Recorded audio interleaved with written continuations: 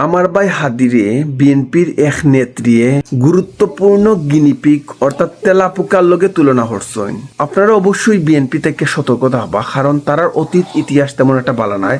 তারাও চেষ্টা করেন আওয়ামী লীগের লাহানি স্বৈরাচার কিভাবে হওয়া যায়। আপনারা তারার প্রতি অবশ্যই সতর্ক থাকবা। আপনারা ভিডিওটা সম্পূর্ণ দেখো।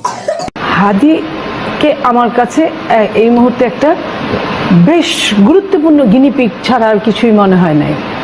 আপনারা যারা ডাক্তার এখানে অনেকেই আছেন, আপনারা তেলাপোকা কাটতেন, ব্যাগ কাটতেন, আবার সেলাই টেলাই করে ছেড়ে দিতেন, চলতো।